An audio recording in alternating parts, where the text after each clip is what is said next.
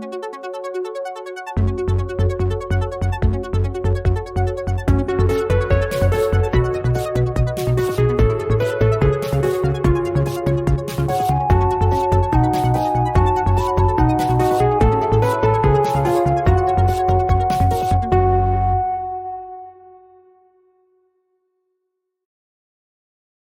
hello, everyone. Oh, hello. Hi, Nathan. Hello. Wow.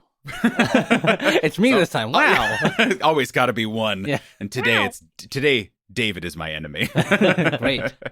Welcome, everyone, to another episode of Reckless Attack, a 5th edition Dungeons & Dragons actual play podcast. I am your Dungeon Master, Nathan, here surrounded, as always, with the very excellent players here at the table, starting to my left with... Hi, I'm Sophie, and I play Valeska Carter, the human asterisk cleric of the Arcana domain. And to my left. That's all you get. That's all you need. Hi, everyone. I'm Jonathan, and I play Checkers, the Grung Druid, and his trusty frog pals, Mango and Junior. And Checkers is in the middle of trading Juniper's lunch money for his tiny frog, Junior. I give you one frog, and you give me lunch money. Yeah. Think about all the things you'll be able to buy with this frog. Wow. I'll see you later, Junior. You don't have currency here, right? Yeah. You live in a tree city. Right. You trade in frogs, probably, right? It just gets like a bunch of bark, and it's like, I don't know what to do with this. Yeah. And to my left. Hi, everyone. I'm David, and I play Kaskrin Brightmane, the Dwarven Warlock. And Kaskrin has made some choices today, whether or not they're the right ones. I stand by all. We talked about it after the episode. I stand by all of your guys' choices, especially after the... We'll call them middling dice rolls that you got pretty repeatedly and exclusively. All of us were just like shaking Juniper down. Just like, tell me your secrets, tell me your secrets. And Nathan's just like, this is what you get. You roll naked. You don't learn anything. Yeah, right. I don't know. I'm sorry. And to my left. Hello, everyone. My name is Steve, and I'm playing Suttle Asterlin, the Dragonborn monk, who's, I mean, in a pretty awesome tree fort right now. Right? Still riding that high. Yeah, So that's yeah. pretty cool. It's the inner Selv child is pretty happy. God, did Selv have a tree fort when he was a kid, or like did he want one and then never get one? You know, kind of one of those childhood things. I think it was one of those things where, you know, because he grew up basically in the monastery in the top of the mountains, which are generally above the tree line, so not a lot of big tall trees that you can build a fort out of, or in, I should say. But you know, maybe he always just kind of looked at him and was like, you know, it'd be nice. Did you like maybe see a book in the monastery that had a tree fort and then it's just like, wow, plant life, incredible. This is a great idea. It's too bad these things don't exist anymore. right. Wow, it's just this work of fiction. Alas, what a fantastical idea! A house in the trees. My Green God. things. Well, indeed, you find yourselves in a green thing. Actually, it's mostly brown right here. You were told by Juniper, the halfling raven mount who met you, that, hey, I'll see if you guys can get in to the council so you can get a little bit of hints, or at least ask some advice on where you're going in your quest, and to petition them to let in some refugees from the recently attacked city of Crossroads.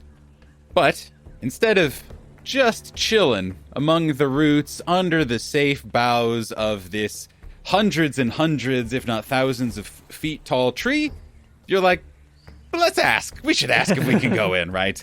And so you did. You guys were able to sweet talk your way up to be met with Juniper the Raven Mount. The small halfling was leading you through the city until you guys realized a couple things. First and foremost, this city's pretty empty. For as big as it is, and as kind of mighty as its reputation is, there's not that many people out and about. And you realized that Juniper was not leading you in a straight path. So you confronted him over it.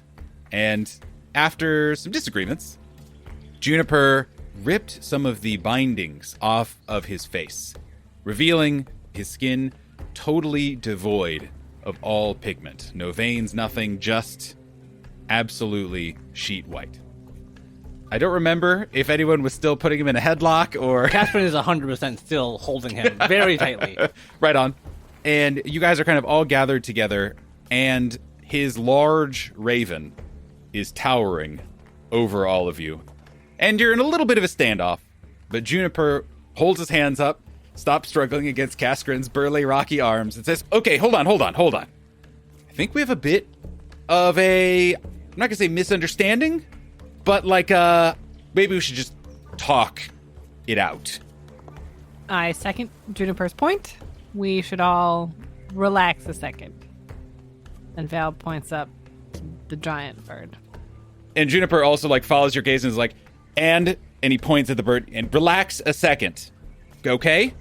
And the bird just like stares animalistically down at all of you. I'll just be taking this back. And he picks Junior out from his pocket. I forgot that you had failed to pickpocket him and had given him Junior. Right. And Kaskrin has rotated Juniper to put Juniper between the Raven Mount and him. Just taking hostages immediately. Unfortunately, at this point, it is what has happened. But at the hey, wait, let's talk. Kaskrin will let go of him, but is not like standing down at all. Definitely. So Juniper just like still has this like, and again, Juniper is like 3.5 feet tall. He's like a little guy. Probably Kaskrin had like lifted him up off the ground and his feet were like kicking basically. And he just keeps his hands kind of palms out to you guys and just says, okay. So are we near any place where we could sit down, or is this basically like kind of urban? Is there like a little park or something, or a little open area? I had imagined it. You're kind of in like the residential, almost suburban area. But yeah, I think like I love the idea that there would be a park inside of a giant tree. Like that's sick as hell. I want the streets to have like, when you see like old timey movies where they have like the boulevard in the middle. With like grass and little trees and stuff like that. Steve, please describe to me what a park in a tree city might look like, at least in terms of your vision and both your convenience. Okay, so I'm kind of thinking that the buildings up here essentially look like they're grown out of the tree. Yeah, no creases. Everything is just kind of almost one solid piece. And so I think as we move towards the middle, kind of more towards where the main trunk of the tree is, there's these little, not like full parks, like small little, let's call them natural areas. And so there might be like large mushrooms or toadstools that people use to sit.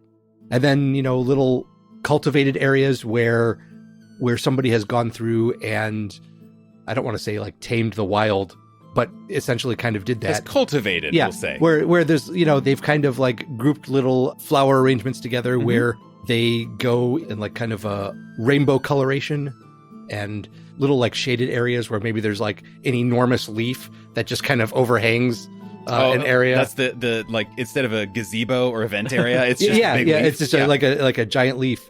I like to imagine there's a kid section where it's a very bouncy mushroom that's like you can see like a trampoline. But there's a sign that is also like grown out of the ground, like a mini tree that says parental supervision required. And so you have the bouncy mushroom, but then you also have around the outside of it the overhanging like ivy and to keep the children in.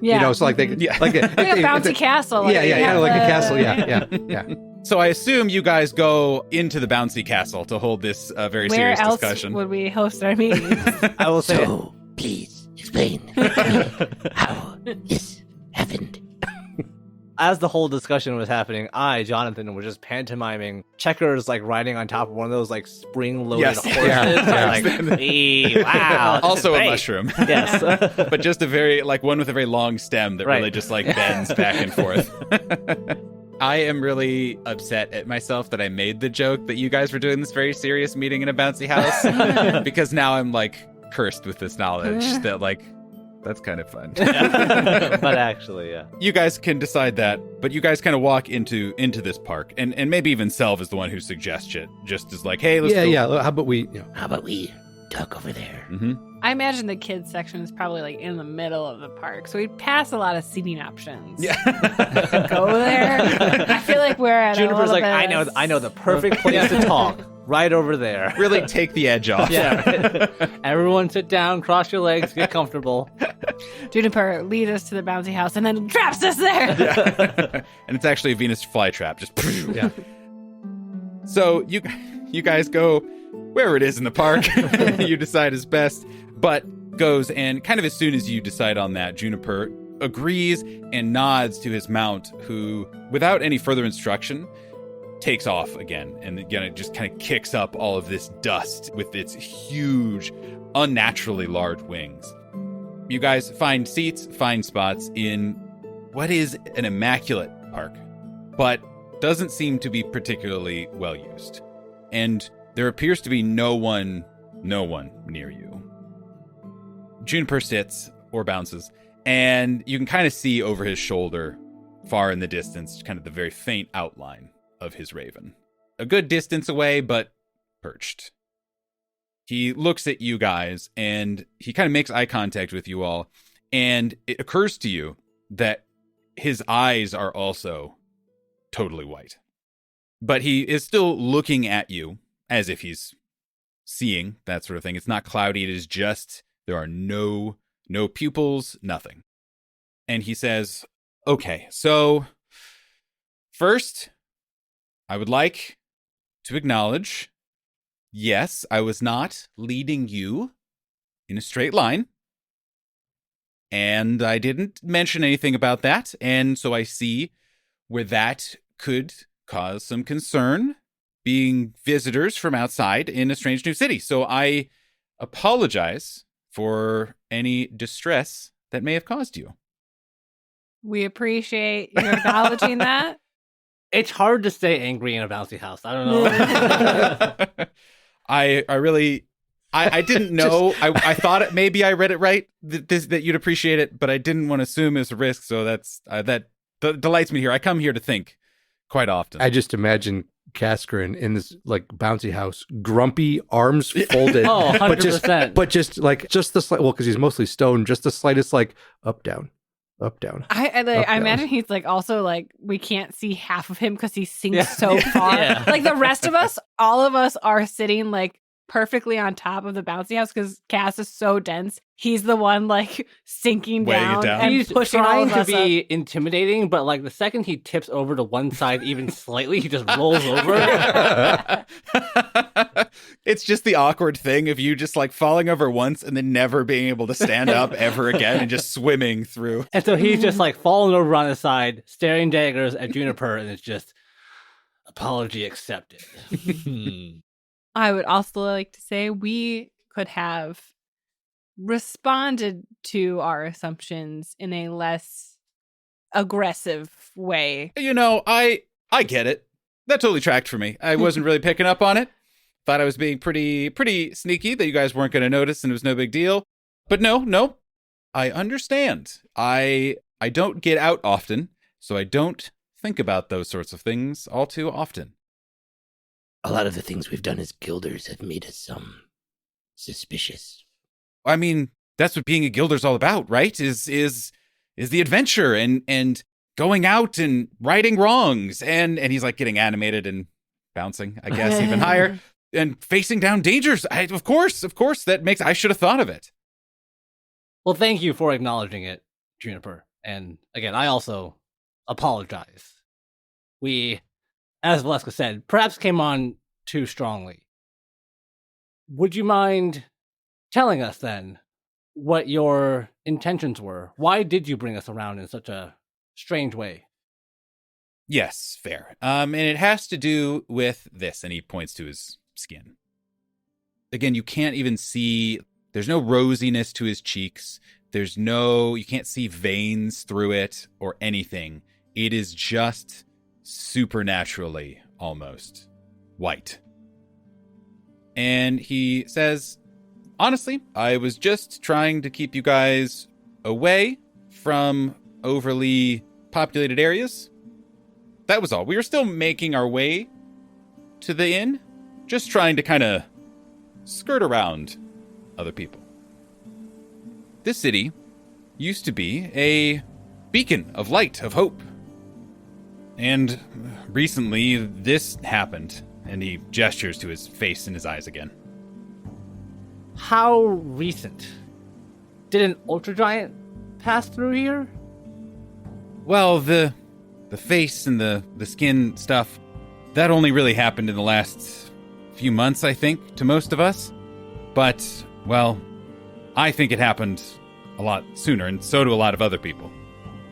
So, when you guys were coming up the tree or approaching the tree, I'm sure you guys saw all the scorch marks on the bark, right? It was hard to miss. That was actually caused by an Ultra Giant. I mean, it was a long time ago. I wasn't alive, but anyway, it was this big, fiery being, hundreds and hundreds of feet tall, that tried to attack the city. We have these leaders in the city. We call them the Council of Oak, and they, handle a lot of the stuff in the city. That's who you guys want to talk to. But we also, inside the forest, there's this circle of druids.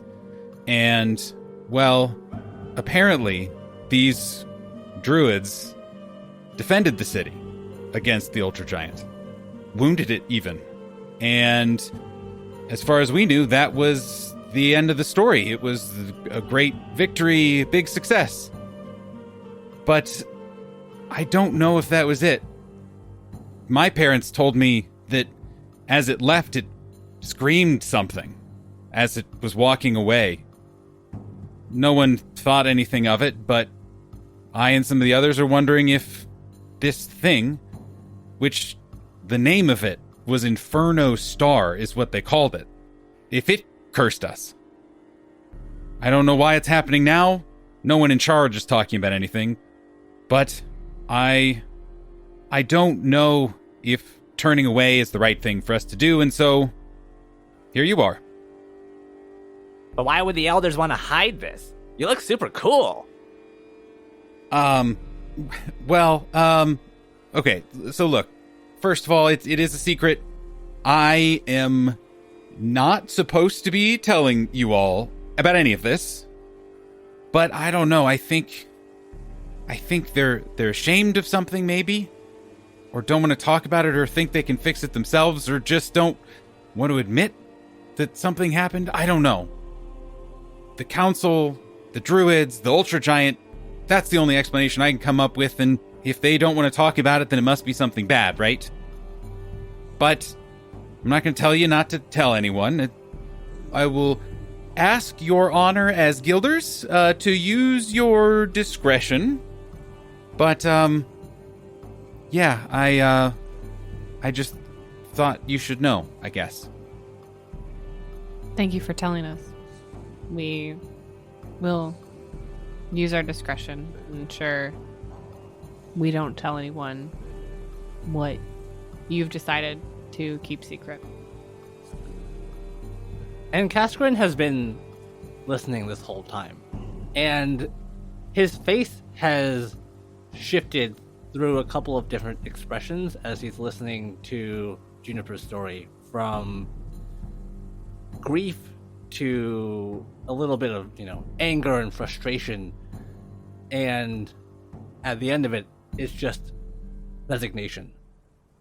All he can really say is, I am truly sorry. Not just at what we've done, but what has happened to you and your people.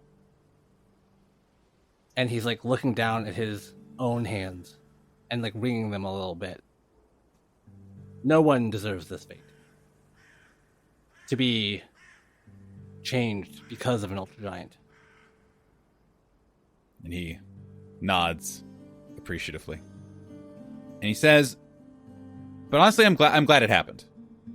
I'm glad that you guys, I'll call it forced me to tell the truth, but you get what I mean, in a good way. Plausible deniability for right. you. Yeah, exactly.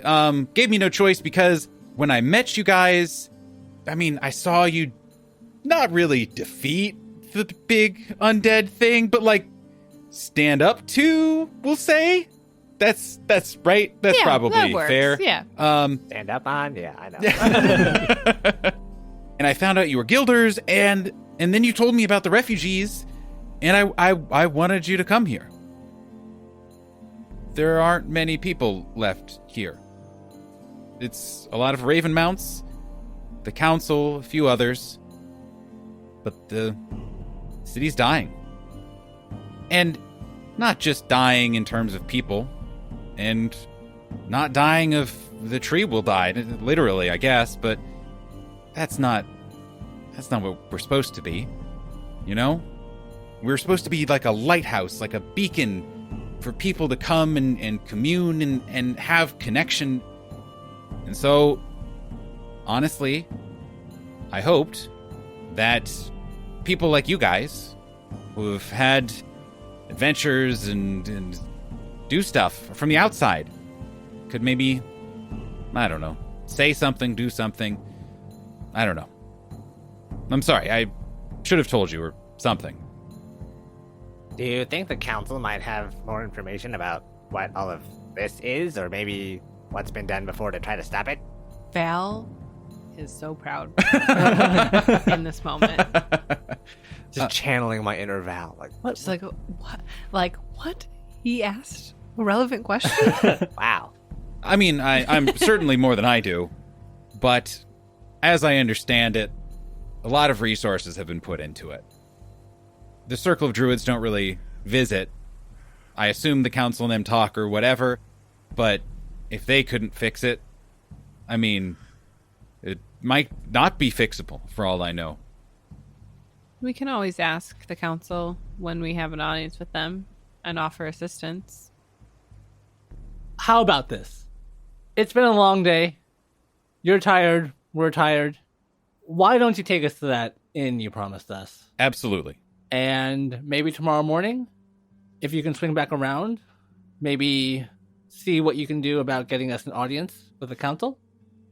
That already taken care of. And he's now climbing down off of the mushroom bouncy house. And he says, it timed out really well. There's actually already going to be a Council of Elders meeting tomorrow. There's actually a couple of other petitioners who are in the city already. So we're good there. And because I met you and I flew back, I already told you you're on the agenda. So it's taken care of there. I think that works in our favor then. Yeah. We'll head to the inn, relax a little bit, and meet back up tomorrow. Right. Get some sleep tonight. Tomorrow we remove the curse from the giant tree fort that was caused by an ultra giant attack, and then we're out of here. Juniper's very white eyes go very wide. And it's like, well, okay. 12 to 14 hours tops, right? Also, I want to be really, I don't know, clear. And your secret is safe. We will not. Well, no. I mean, good. Thank you. I do appreciate that. Val leans into Juniper and was like, that was him making a joke. He was being sarcastic. Well, not sarcastic. Yeah, that happens. Juniper just looks at you, Val, and then looks at Selv, and then squints. Steve and I And have then just looks back. switched places. and he says, okay, good one. We'll still try to help. His humor is hard to explain. Okay. If you don't get it. Well, okay, so all I'm saying is I'm not asking you guys to fix it, right? That's not, I don't know anything about it. If the council hasn't fixed it, then it can't be fixed or isn't yet or something, I don't know. But we can be doing more is all I'm saying. And that's what we'll try to do. We can't promise to fix it, but we can promise to look into it and see if there's any avenues left for resolution. And now, a word from our sponsors.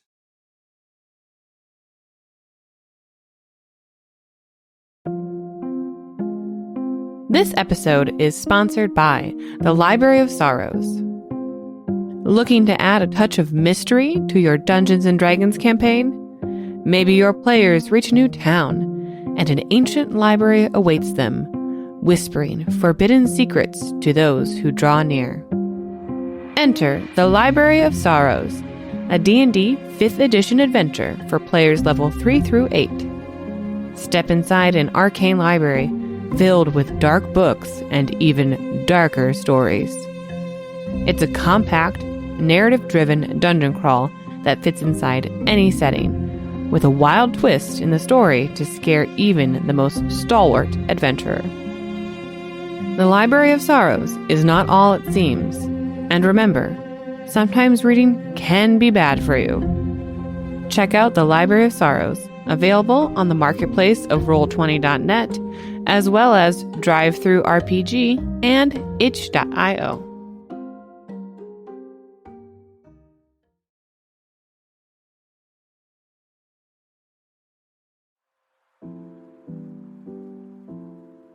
Hello again, everyone. It's me, DM Nathan, and welcome to the Midroll. This is where we remind you to follow us on all the social medias, particularly on Twitter, at @reckless_attack, where we are posting memes and behind-the-scenes things and all the best types of promos and nonsense.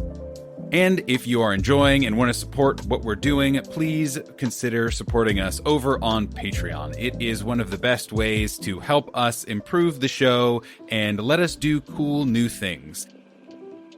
If you're interested in repping Reckless Attack out in the real, actual meat space world, please head over to Redbubble and TeePublic, which you can find through our website, where we have all kinds of awesome merch, stickers, t-shirts, maybe towels, and I think maybe even like a shower curtain, all kinds of stuff, and we update it very frequently, usually with the neatest, coolest new designs and pieces of art that we've commissioned.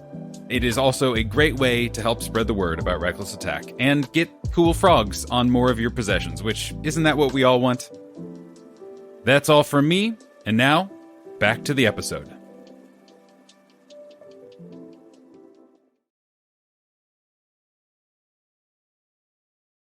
Juniper starts leading you all down a bit more obvious of a path. You pass some bark and wooden houses, and as you are walking past all of these houses, you notice there are not a lot of lights on. More often than not, these houses are empty. As you guys are walking and Juniper continues, presumably answering all of Val's varied questions about city structure, city planning, sewage, what have you, you do actually in the distance see a small group of people. They are preoccupied with kind of their own business. And as you get closer, about a block away, especially some of you guys with dark vision can see it appears to be a parent and 2 kids, maybe. They are not quite as heavily layered as Juniper is/was, but are all wearing cloaks and a lot of layers on, and there's not a lot of skin. And you just get a flash of face from the parent as they look up at you, and you see their very white skin across a face that shows surprise and then panic before grabbing both kids and then just kind of like steering them the opposite direction as fast and as far as they can take them. The only other notable activity you guys see is on almost every rooftop, there is a raven. They are different sizes.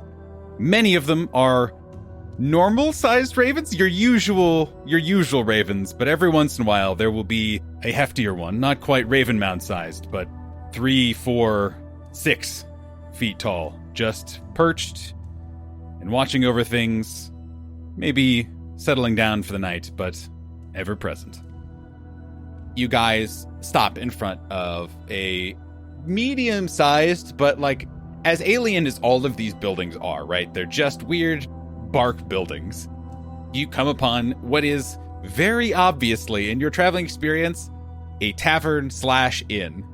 And he says, okay, we're here. And you guys, this was like 4 blocks away by going the straight path. It did not take that long. And he says, okay, so here's where you guys will be staying. I'm sorry again. And he like reaches for the doorknob and then pauses, and then puts his face wrappings back on. And he throws open the door. In front of you guys is kind of a weirdly just normal looking tavern, except, again, all the tables are like fused to the floor. And the countertop is perfectly unseamed coming out from the floor. There's no mirrors or anything like that, but there are, kind of those cup holders that like you hang things by the stem that dangle that are also, again, seamlessly built in kind of the back bar, and everything is, again, it is uncanny. Okay, so here's my question, though. Uh-huh. Is it like a Midwestern basement where it's all like one tone of wood paneling? Or is there several different species of wood that leads to different colors and like grain patterns? So that's a great question. I'm going to imagine it as it is all one pattern. Okay. It's all coming from the same wood, but parts of it, whether it's a wall or the ceiling or tabletops or whatever, all have like sheets or essentially like carpeting or other textiles on it. Okay. And I'm imagining Val is like clocking all of this. It's one of those things I would imagine walking into a room that is all exactly the same color, all like with bark kind of like trace lines and whatever. Oh, so there's bark on this. Yes. Yeah. It is like all of this is like essentially it is bark and or smooth wood kind of thing. But it would probably break your brain a little bit if you just walked in. All uniform. Yeah, exactly. Yeah. So there's actually a lot of like textile decoration amid, again, an otherwise very cool, albeit weirdly uniform experience. I just have a lot of questions about this tree. What type of bark is it? Is it birch? Is it maple? It's magic. It's like a magic tree. I mean, like Does more that like help? barks. Because like the bark I pictured is more like it's pretty fun. rough.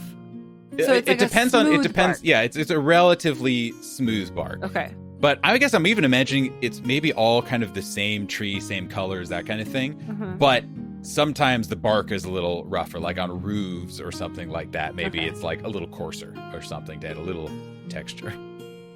Casquin is just like looking around and just like sagely nodding, just like, smart. And he's like seeing all of the chairs are fused to the ground, and just like, if anyone was gonna get in a bar fight here, they would have like one weapon top. Everyone would take 5 minutes just trying to break off the tree. Having had to like break up a lot of bar fights, he's like, yes, well done. No improvised weapons here. Yeah. And the only other people in this place, there is a tavern keep who's like just kind of very quietly doing the classic, I'm polishing the same pint glass that I've been polishing for upwards of maybe, who knows, maybe years. And then at one of the tables are two mortals.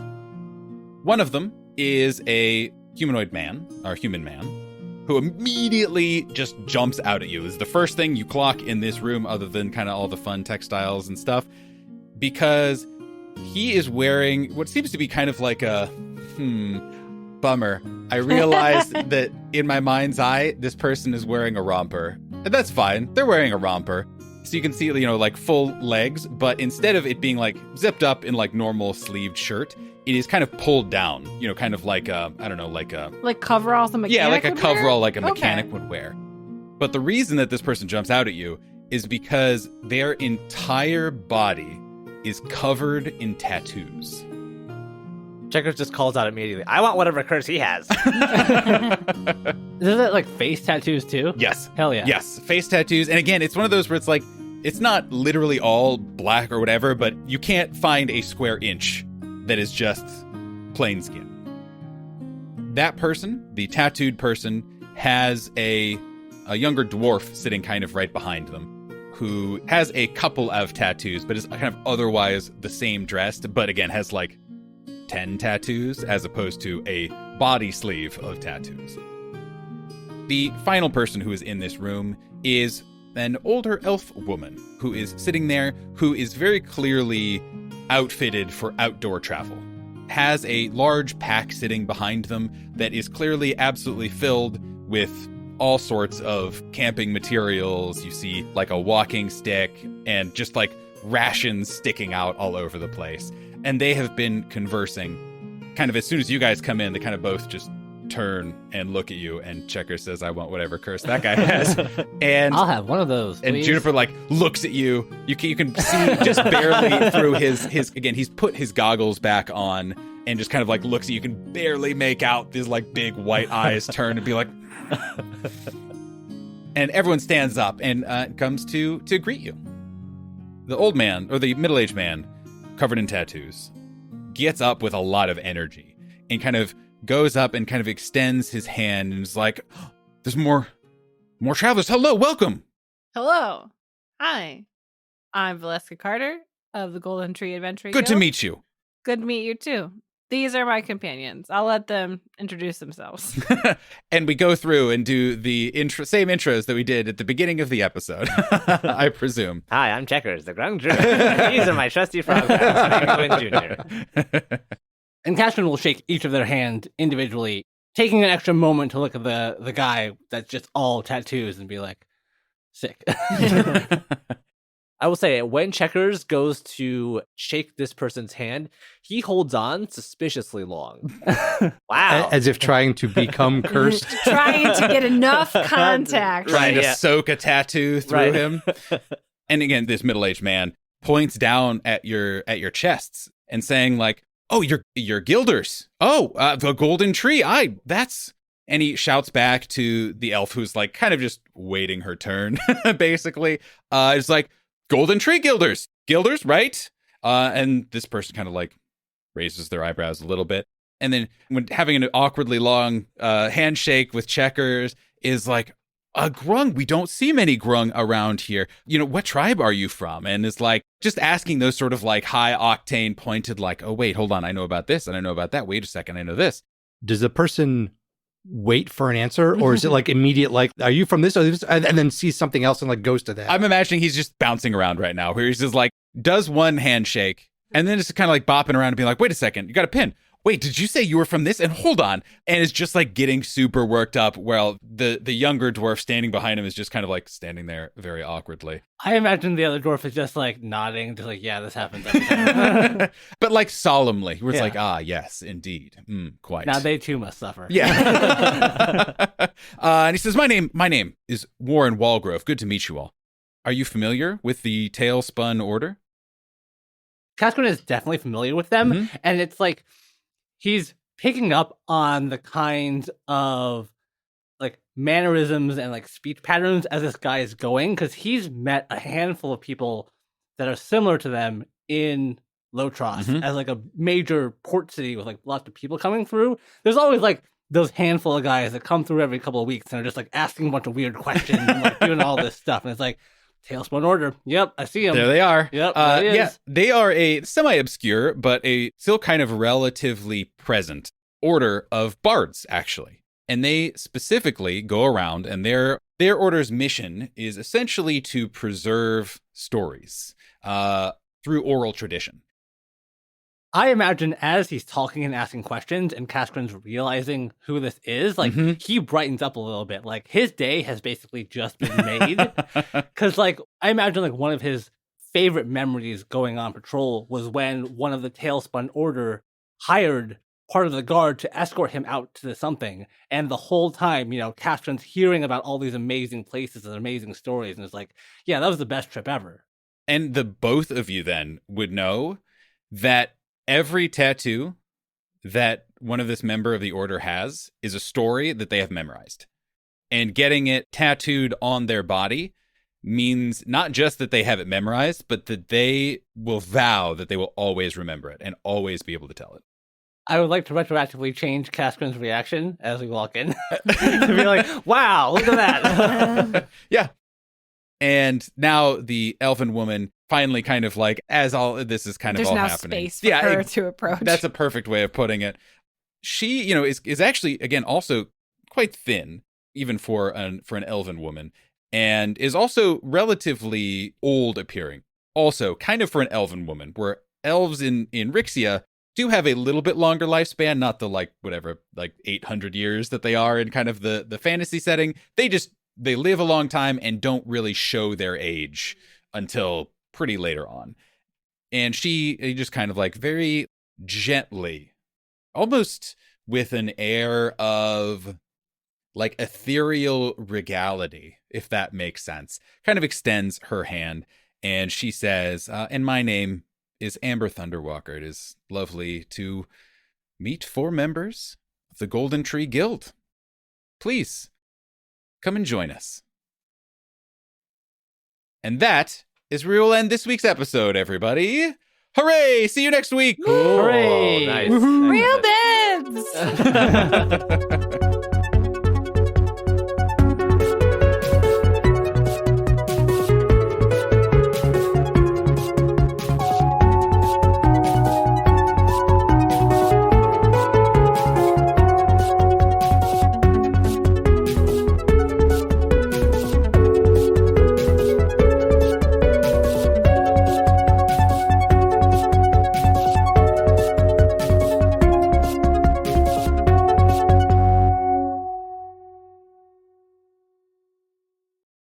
Question: do we want to start the episode in the inn?